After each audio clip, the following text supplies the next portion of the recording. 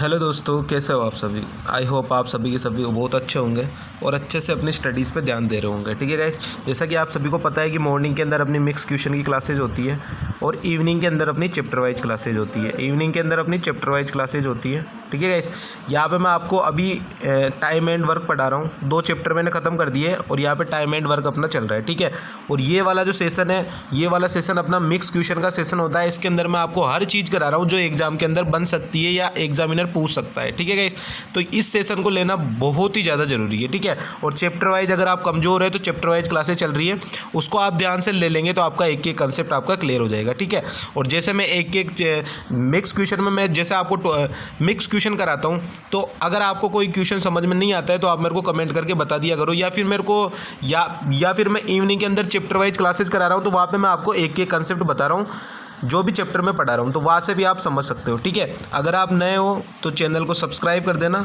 और ज़्यादा से ज़्यादा अपने दोस्तों के साथ गाइस इस सेशन को शेयर कर देना। ठीक है, आज मैं आपके लिए लेके आया हूँ नंबर सिस्टम के 4 क्वेश्चन हैं और चारों के चारों इतने बेहतरीन क्वेश्चन है कि आपको एग्जाम में देखने को मिल जाएंगे और 2-3 क्वेश्चन दूसरे हैं। ठीक है गाइस, तो करते हैं आज का सेशन अपना स्टार्ट। बहुत अच्छा सेशन है और दिमाग आपका खोल के रख देगा। ठीक है, तो ध्यान से समझना क्वेश्चन को। चलते हैं आज के पहले क्वेश्चन पर। पहला क्वेश्चन अपने को क्या बोल रहा है, ध्यान से क्वेश्चन समझना। अपने को दिया हुआ है कि संख्या अपने को दी हुई है 2 की पावर 8 गुणा में 3 की पावर 6 गुणा में 5 की पावर 2 और गुणा में 10 की पावर 4। ये अपने को संख्या दी हुई है और बोला है अपने को कि कितने गुणनखंड है जो 1440 के गुणज होंगे। कितने गुणनखंड है जो 1440 के गुणज होंगे, यानी 1440 और बाकी ये जो बचेगी संख्या वो यहाँ पे आ जाएगी। और कितने गुणनखंड है जो वो 1440 के गुणज जो है वो बन सकते हैं। ठीक है, ये अपने को बताना है। अब सबसे पहले आप 1440 को तोड़ लो कि इसमें से मैं क्या क्या कॉमन ले सकता हूँ। तो 1440 को अगर आप तोड़ोगे, 1440 को मैं तोड़ के बता रहा हूँ, इसका मतलब क्या होता है 1440 का मतलब, इसका मतलब होता है 12 गुणा में 120। ये आप लिख सकते हो क्योंकि 12 का स्क्वायर 144 होता है, तो ये आप इसमें लिख सकते हो। ठीक है, तो 1440 को अपन किस तरह तोड़ सकते हैं, 12 गुणा में 120, और इसको प्राइम नंबर में तोड़ना होता है। तो 12 को अपन किस तरीके से तोड़ सकते हैं, 3 गुणा में 2 का स्क्वायर हो गया 12 गुणा में 120 को अपने को तोड़ना है। तो 120 को अपन कैसे तोड़ेंगे, 1 मिनट रुकिए।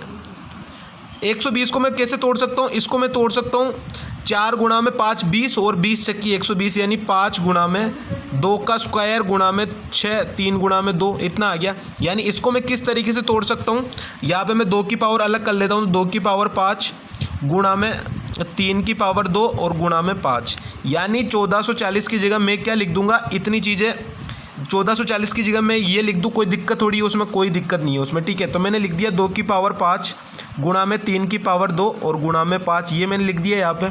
अगर ये मैंने कॉमन निकाल लिया तो इसमें से क्या क्या बचेगा, 2 की पावर 5 मेरे पास आ गया, तो 2 की पावर 3 बचेगी गुणा में 3 की पावर 2 मैंने बाहर ले लिया तो 3 की पावर 4 बचेगी, ये 3 की पावर 4 मैंने लिख दी यहाँ पे। ठीक है, इसको थोड़ा सही से लिख लो, ये 3 की पावर 4 आ गई इसके अंदर। इसके अलावा 5 की पावर 1 मैंने कॉमन ले ली तो 5 बच गया यहाँ पे गुणा में। यहाँ पे 10 की पावर 4 है, 10 की पावर 4 को मैं किस तरीके से लिख सकता हूँ, 5 की पावर 4 गुणा 2 की पावर 4, ये लिख सकता हूँ मैं इसको। तो ये तो मेरा कॉमन आ गया और ये अंदर फैक्टर बच गए। ठीक है, तो यहाँ से इसको बाहर ये सेम चीज़ आती जाएगी यहाँ से। ठीक है, अंदर क्या क्या बच जाएगा मेरे पास, अंदर इसको जोड़ लो, 2 की पावर कितनी हो गई, 7 हो गई, तो 2 की पावर 7 गुणा में 3 की पावर 4, 3 की पावर 4 गुणा में 5 की पावर कितनी हो गई, 1 इधर और 4 इधर, तो 5 की पावर 5। इतनी चीज़ समझ में आ गई। मतलब अब यहाँ से क्या हो जाएगा, यहाँ से अपने पास क्या क्या निकल के आ गया, 2 की पावर 7, 3 की पावर 4 और 5 की पावर 5। इसका जो अगर अपन गुणज निकालते हैं तो गुणज कैसे निकालते हैं, पावर में +1 करके और गुणा कर देते हैं। तो पावर में +1 करके गुणा करेंगे तो कितना आएगा, 7 + 1 8 गुणा में 4 + 1 5 गुणा में 5 + 1 6। तो यहाँ से कितना आ जाएगा, 8 पंजे 40 और 40 छक्की 240, और यही मेरा करेक्ट आंसर हो जाएगा जो मेरे को ऑप्शन में दिया हुआ है 240। बहुत ही अच्छा क्वेश्चन है और ये एग्जाम में आया हुआ क्वेश्चन है CGL का। ठीक है, तो आपको चीज़ें समझनी है कि किस तरीके से क्वेश्चन करते हैं। आज के क्वेश्चन बहुत ही अच्छे, नंबर सिस्टम का आपका पूरा रिवाइज हो जाएगा यहाँ से, ठीक है। किस तरीके से मैंने सॉल्यूशन किया वो एक बार मैं दोबारा समझा रहा हूँ, दोबारा से अच्छे से समझ लेना। मेरे को बोला है कि 1440 के गुणज मेरे को बताने हैं कि कितने जो है वो 1440 के गुणज है, यानी 1440 मैंने ले लिया बाहर, ठीक है, और अंदर जो है इसमें से मेरे को बताना है कि कितने जो है वो 1440 के गुणज है। इतनी चीज़ समझ में आ गई। उसके बाद में मैंने क्या किया, ये सब नंबर यहाँ पे फैक्टर में टूटे हुए हैं, तो मैंने 1440 को भी फैक्टर में तोड़ लिया कि किस तरीके से मैं इसे तोड़ सकता हूँ। तो बाहर निकल के आ गया 2 की पावर 5 गुणा में 3 की पावर 2 गुणा में 5 की पावर 1, ये मेरा बाहर निकल के आ गया, ठीक है।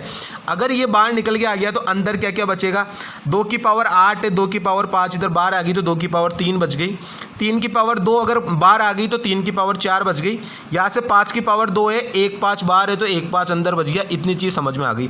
10 की पावर 4 है तो 10 की पावर 4 को मैं कैसे लिख सकता हूँ, 10 की पावर 4 को ऐसे नहीं लिख सकता, 2 गुणा 5 यानी 10 हो गया, और दोनों की पावर 4 4 आ गई। तो यही मैंने यहाँ पे किया है, इतनी चीज़ समझ में आ गई। उसके बाद ये वाली संख्या दोबारा यहाँ आ जाएगी, और अंदर क्या क्या बच गया, 2 की पावर यहाँ से 3 और 4 7 हो गया, यहाँ से क्या हो गया 3 की पावर 4 तो ये 3 की पावर 4 आ गई, और 5 की पावर 1 और 5 की पावर 4 5 की पावर 5 आ गई। इतनी चीज़ समझ में आ गई। अब बस यहाँ से अपन ने टोटल फैक्टर निकाल लिए इसके।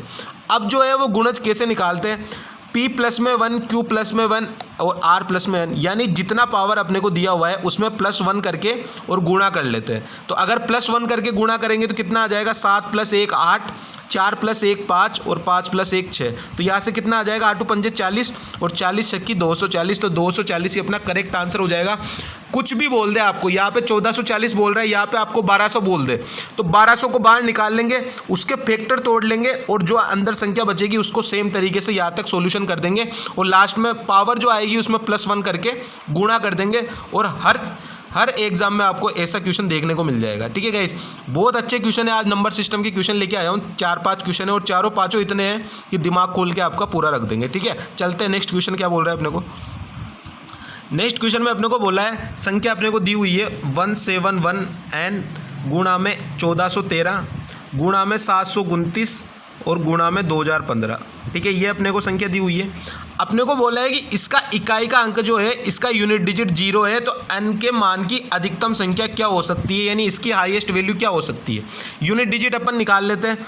5 गुणा में 9 45 और 45 5 गुणा में 3 15। यहाँ से देखो n गुणा में यूनिट डिजिट देखना है, यानी लास्ट डिजिट देखो आप, तो 9 गुणा में 5। इतनी चीज़ समझ में आ गई। यहाँ से मैं करता हूँ तो 9 पंजे 45 5 और 5 3 15 5 आ गया, यानी 5 गुणा में n, और ये किसके बराबर आना चाहिए, 0 के बराबर आना चाहिए। अब आपको यहाँ से एक चीज़ पता होनी चाहिए, 5 की गुणा अपन किससे करें कि 0 आएगा लास्ट में, यूनिट डिजिट 0 आएगी। यानी 5 की गुणा अगर अपन इवन से करेंगे, किससे करेंगे गाइस, 5 की गुणा अगर अपन इवन नंबर से करेंगे तो लास्ट में 0 बनेगा। इतनी चीज़ आपको पता होनी चाहिए। अब इवन नंबर क्या क्या हो सकते हैं, 2 4 6 और 8, यही हो सकते हैं इवन नंबर। अपने को बोला है कि n के मान की अधिकतम संख्या क्या हो सकती है, n के मान की अधिकतम संख्या हो सकती है 8। ये अपना करेक्ट आंसर है, लेकिन ऑप्शन में 8 नहीं दिया है, ऑप्शन में अपने को 6 तक दिया है, यानी अपना करेक्ट आंसर क्या हो जाएगा, 6। अगर 5 की गुणा में 6 से करूँगा तो हाईएस्ट नंबर क्या हो सकता है, 6 हो सकता है, जिससे मेरे को 0 मिल जाएगा लास्ट में यूनिट डिजिट, ठीक है गाइस। तो इसका करेक्ट आंसर क्या हो जाएगा, 6, और यही मेरा करेक्ट आंसर हो जाएगा 6। बहुत अच्छे क्वेश्चन है आज के नंबर सिस्टम के, 3-4 क्वेश्चन में लेके आया हूँ, और तीनों चारों ऐसे है कि बहुत सारे एग्जाम में आपको क्वेश्चन देखने को मिल जाएंगे, ठीक है गाइस। चलते हैं नेक्स्ट क्वेश्चन में क्या बोल रहे हैं। नेक्स्ट क्वेश्चन में अपने को क्या बोला है। अब नेक्स्ट क्वेश्चन समझने से पहले आपको एक चीज़ पता होनी चाहिए। क्या चीज़ पता होनी चाहिए, जैसे ये मैं आपको थोड़ा सा समझा देता हूँ। जैसे n फैक्टोरियल है, तो n फैक्टोरियल को मैं कैसे लिख सकता हूँ, n into n minus 1 factorial, ये मैं लिख सकता हूँ। इतनी चीज़ आपको पता होनी चाहिए। कैसे लिख सकता हूँ, इस चीज़ को ध्यान से समझना। जैसे ये 5 का फैक्टोरियल है, तो इस 5 के फैक्टोरियल को मैं कैसे लिख सकता हूँ, 5 गुणा में 4 का फैक्टोरियल। बात तो वही है, जैसे यहाँ पे 5 का फैक्टोरियल होता है, 5 चौके 20, 20 दिए 60 और 60 दूनी 120, तो 120। यहाँ से कितना आ जाएगा, अगर यहाँ से करूँगा तो मैं 5 गुणा में 4 का फैक्टोरियल क्या होता है, 4 3 12, 12 दूनी 24, तो यहाँ से भी 120 ही आ जाएगा। यानी एक चीज़ समझ में आ गई कि n फैक्टोरियल को मैं कैसे लिख सकता हूँ, n इंटू में n माइनस 1 का फैक्टोरियल। इतनी चीज़ समझ में आ गई। अब यहाँ से अपने को बताना है कि कौन सा नंबर जो है वो परफेक्ट स्क्वायर है। क्या बताना है गाइस कि कौन सा नंबर परफेक्ट स्क्वायर है। परफेक्ट स्क्वायर अपन कैसे निकालते हैं, ये मैंने आपको इतनी चीज़ मैंने आपको समझाई, वो शायद आपको समझ में आ गई होगी। अब परफेक्ट स्क्वायर क्या होता है आपको खुद को पता है कि जैसे 36 है तो 36 परफेक्ट स्क्वायर है, 16 है तो 16 परफेक्ट स्क्वायर है, 25 परफेक्ट स्क्वायर है। इस तरीके से अपने को इन चारों ऑप्शन में बताना है कि कौन सा नंबर जो है वो परफेक्ट स्क्वायर है। ठीक है, तो अपन इसको क्या करेंगे, अपन जो है यहाँ पे लिखा हुआ है, जैसे पहला ऑप्शन है तो 35 फैक्टोरियल गुणा में 36 फैक्टोरियल, ये अपने पास लिखा हुआ है। इतनी चीज़ समझ में आ गई। अब मैं क्या करता हूँ गाइस, इस 35 फैक्टोरियल को तो ऐसा का ऐसा ही लिख दो।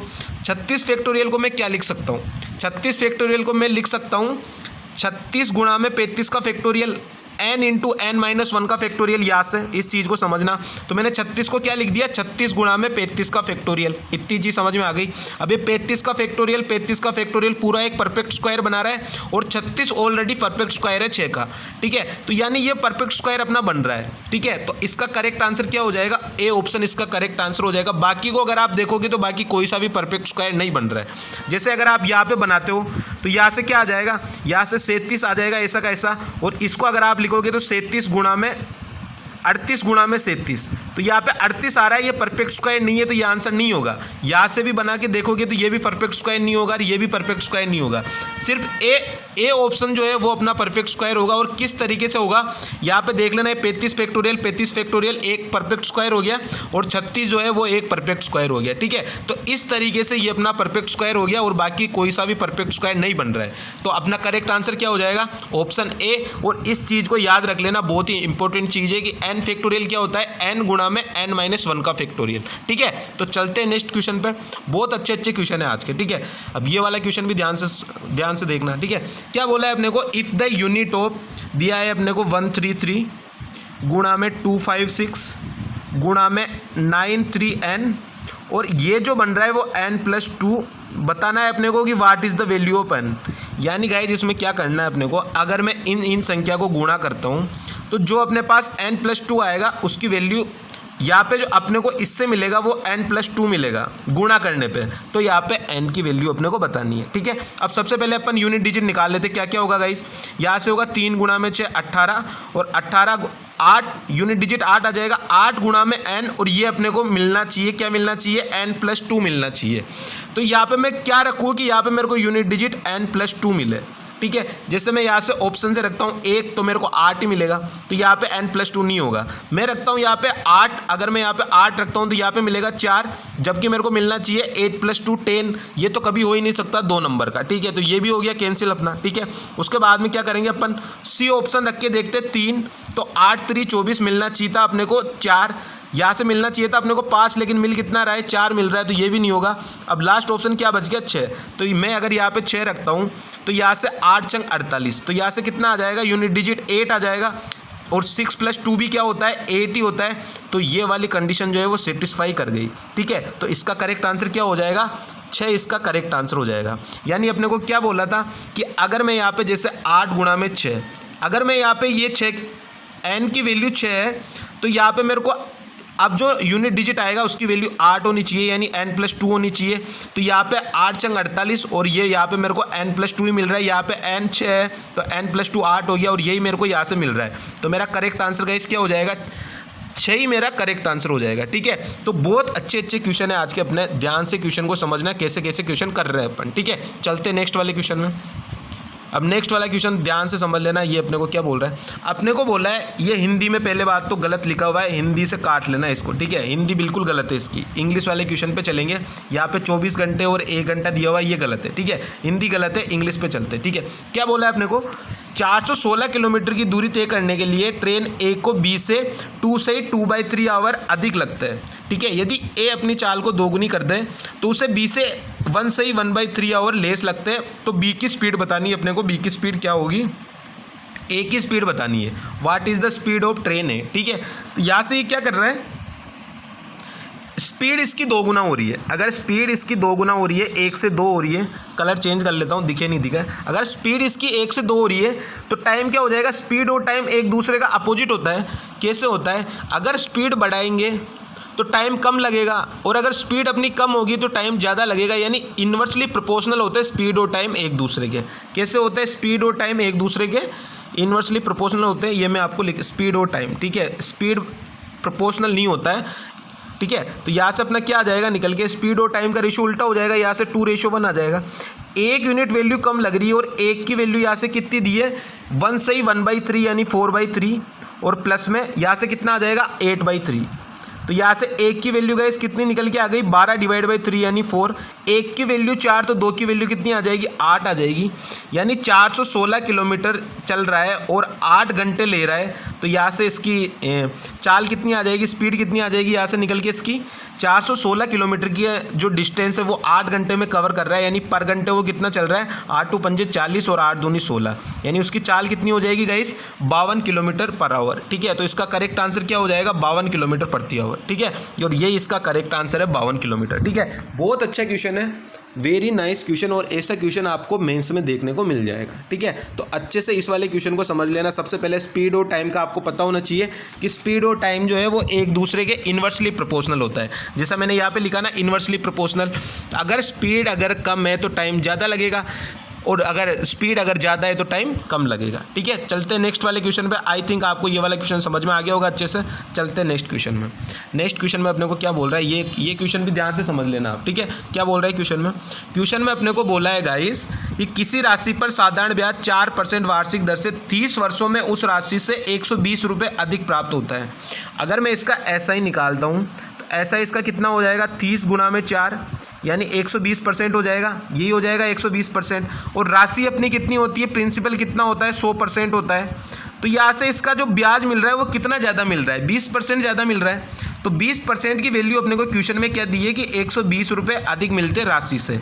तो यहाँ से एक की वैल्यू कितनी हो जाएगी 6 हो जाएगी, तो 100% की वैल्यू यहाँ से कितनी आ जाएगी 600। ठीक है, तो बहुत आसान क्वेश्चन है, लेकिन ऐसे वाले क्वेश्चन भी बच्चों से नहीं होते, क्या पता वो पढ़ते भी है या फिर खाली टाइम पास करने या आते, कोई पता नहीं है किसी का। ठीक है, तो इस तरीके से ये वाला क्वेश्चन अपन कर सकते हैं। चलते नेक्स्ट वाले क्वेश्चन में क्या बोल रहे हैं। नेक्स्ट क्वेश्चन भी बहुत प्यारा क्वेश्चन है और किस तरीके से आपको अप्रोच करनी है वो अपने को देखना है। अपने को बोला है कि अमाउंट लेंट आउट 24,000 रुपये 15% अपने को रेट दिए। मैं सब कुछ लिख देता हूँ यहाँ पे, रेट अपने को 15% दिए और प्रिंसिपल अपना 24,000 रुपये। ठीक है, क्या दिया हुआ है अपने को प्रिंसिपल दिया हुआ है 24,000 रुपये। ध्यान से समझ लेना चीज़ों को, क्या दिया हुआ है इसको थोड़ा सा मैं साफ कर लेता हूँ। थोड़ा सा अपने को दिया हुआ है प्रिंसिपल, अपने को दिया हुआ है 24,000 रुपये। ठीक है, प्रिंसिपल अपने को कितना दिया हुआ है 24,000 रुपये। ठीक है, प्रिंसिपल अपने को दिया हुआ है 24,000 रुपये। अब अपने को बताना है कि 1 ईयर और 6 मंथ के लिए टोटल दे रहा है पैसे। ठीक है, तो 1 ईयर 6 मंथ मतलब 1 साल पूरा और 1 साल आधा। ठीक है, यही हो जाएगा, यानी 1 साल तो अपनी रेट लगेगी 15% और आधे साल के लिए कितनी लगेगी 7.5%। यानी मैं ओवरऑल जो है वो इसका इंटरेस्ट निकाल लेता हूँ कि ओवरऑल इंटरेस्ट कितना लगेगा। तो इंटरेस्ट कैसे निकालते हैं आप, किसी भी तरीके से निकाल सकते हो, फ्रैक्शन सोल्व करके या फिर x + y + xy/100 करके कैसे भी निकाल सकते हो। तो यहाँ से मैं निकाल लेता हूँ, कितना हो जाएगा 15 + 7.5 प्लस में 15 × 7.5 और डिवाइड बाई 100, यही आ जाएगा। यानी यहाँ से कितना निकल के आ जाएगा, यहाँ से मेरा निकल के आ जाएगा गाइस 23.625। कितना आ जाएगा 23.625, ये निकल के आ जाएगा 23.625। ठीक है, 23.625 ये मेरा इंटरेस्ट निकल के आ गया। अब मेरे को बोला है अमाउंट कितना हो जाएगा, तो टोटल अमाउंट कितना हो जाएगा, प्रिंसिपल कितना था 24,000 था, तो ये 240 लिख दूँ क्योंकि 00 से 00 कट जाएगा। तो 240 गुणा में 123.625 यही आ जाएगा अमाउंट, ये आ जाएगा 100 अगर मैं प्लस कर दूंगा तो यहाँ से कितना आ जाएगा, यहाँ से आ जाएगा गाइज मेरे पास 29,670। यह आ गया मेरा गाइस अमाउंट, कि मेरा अमाउंट कितना हो जाएगा 29,670 हो जाएगा। अब मेरे को पूछा क्या है, लेकिन मेरे को बोला है कि अगर अमाउंट अगर x है तो x/30 की वैल्यू अपने को बतानी है कि x/30 की वैल्यू क्या हो जाएगी। तो यहाँ से ये x है 29,670, यदि अगर ये x है तो x/30 की वैल्यू यहाँ से कितनी आ जाएगी, ये काट के देख लो, 0 से 0 कट गया तो 3 नाम 27, 2 यहाँ से आ गया तो 3 8 24 और 3 नाम 27। तो मेरा करेक्ट आंसर गाइस क्या हो जाएगा 989 और यही मेरा करेक्ट आंसर हो जाएगा। ठीक है गाइस, तो यह आज के अपने क्वेश्चन थे सारे के सारे, बहुत प्यारे क्वेश्चन थे अपने सारे के सारे। और बताना मेरे को कमेंट करके कैसे लगे आज के कॉन्सेप्ट आपको, यूनिट डिजिट और ये जो मैंने गुणज निकालना बताया, यहाँ पे आपको कुछ भी दे सकता है। ठीक है, ये 1440 जो लिखा हुआ है यहाँ पे आपको कुछ भी दे दे 1440 की जगह कुछ नहीं करना है, बस यहाँ पे कॉमन लेना है, फैक्टर में तोड़ना है और जितना ये बाहर आ रहा है उसके अलावा जो बचा है उसको अंदर लिख के टोटल पावर ऐड करके और यहाँ से गुणा कर देंगे तो अपना आंसर आ जाएगा 240। ठीक है, तो इस तरीके से ये वाला सवाल कर सकते हैं। आगे ये वाला भी बहुत प्यारा सवाल था, ये वाला तो बहुत ही प्यारा सवाल है। ठीक है, आप अपने दोस्त को पूछना वो किस तरीके से इस पर अप्रोच बताता है आपको, वो फिर कमेंट करके मेरे को बताना। ठीक है, तो ये वाला क्वेश्चन भी बहुत प्यारा था, ये वाला क्वेश्चन भी बहुत प्यारा है। ठीक है, तो आज के क्वेश्चन अपने बहुत ही प्यारे थे, सारे के सारे दिमाग खोल के रखने वाले क्वेश्चन थे। ठीक है, तो बताना मेरे को क्लास कैसी लगी। और सुबह अपनी मॉर्निंग में मिक्स क्वेश्चन की क्लास होती है, इसको डेली देखा करो। और इवनिंग में चैप्टर वाइज क्लास होती है, टाइम एंड वर्क मैंने स्टार्ट कर रखा है, इसको भी देखना है। ठीक है, 2 चैप्टर करा दिए मैंने, SI CI और रेशियो मैंने करा दिया है पूरा, और टाइम एंड वर्क अभी अपना चल रहा है। ठीक है, तो सब्सक्राइब कर देना, चैनल को शेयर कर देना। ठीक है, चलते अब मिलेंगे शाम को इवनिंग में टाइम एंड वर्क के से। आज सेकंड क्लास होगी टाइम एंड वर्क की। ठीक है, तो बाय बाय, टाटा, जय हिंद, जय भारत।